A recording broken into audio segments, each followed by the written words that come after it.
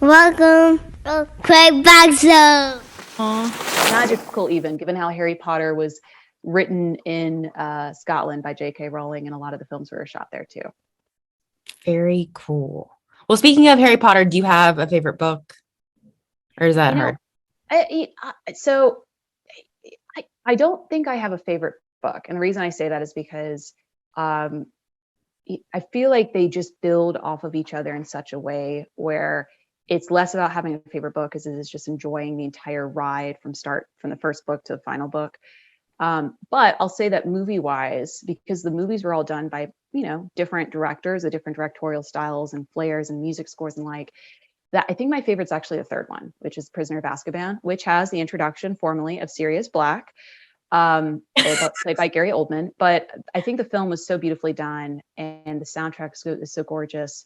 And even though it doesn't take it page to page adaptation of the source material, it's just a really stunning visual, cue to the book. And I like it a lot. And Alexander Desplat, who's the composer for the film, who does a lot of French films and other great films, he does it. So it's beautifully sounding in my mind. And I'm big on how you can mix, the melody, the sound with the movie and the visuals. So that's my recommendation. Maybe not start with the third film if you've never seen the films, but like when you get to the third film, remember what I said and be like, yeah, this one is the best one of them. Very cool. Now, were you bummed that Harry didn't end up with Hermione? Oh, no, of course not. But really? Again, that's the thing is that you have, if anything has come about from pop culture, it's that it's this like true entitled sense of like, it has to be this way. And if it doesn't happen to be this way, I'm going to be mad and I'm going to roll. I take it for what it is. The author, the director, when they write these characters in a certain way, you have to just kind of go into their space and allow them to tell their story. So for me, was Hermione a really cool girl and a smart girl, and Harry was, a brave, adventurous person? Yeah, cool. I mean, they could have gone together. But, that's why you have fandom writings out there, and you have people that are doing fan fiction so they can rewrite and do an alternative take on it. And good for them as well. There's always space for that. Very cool. Fun fact, everybody. Like I said, I don't know all the facts like Joni or like my dad, my sister do, but my favorite characters are Ronald Weasley's twin brothers. I really enjoy them.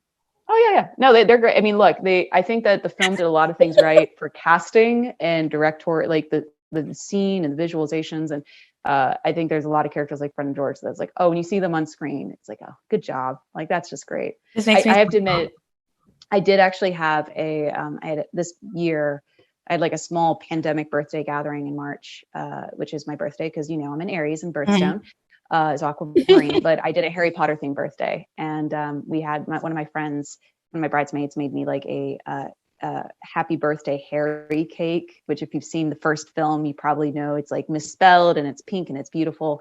I'm not a Harry Potter nerd in the sense I know every single every single word in every single book.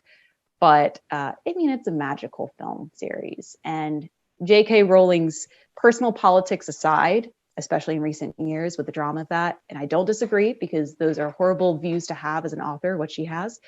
What she was able to do is create a world that did focus on positivity and on innovation and imagination. So good things can happen from people who have very different views. And, hopefully there's growth as people that we can, encourage new mindsets and perspectives.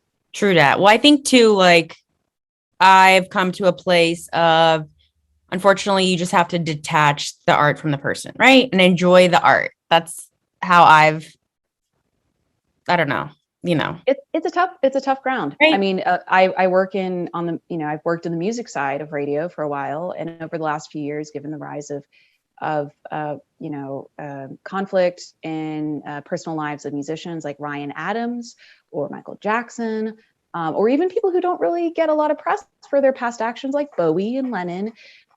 It is that kind of that push and pull of they made great music, but also they weren't the best people. So what do? Do you give context to the music they made to say that, yes, this was a Grammy Award winning recording, but also at the time that it was made, this person was doing this? It's hard. you know, it's kind of just a personal preference of, to your point, what do you do? Do you set a line and say we're not crossing it? Or do you try to say we're doing this, but providing context for you to be able to learn more than just the shell of what happened? And by the way, for those that are like, what the hell are we talking about with J.K. Rowling? And my interpretation is essentially she is considered transphobic, correct?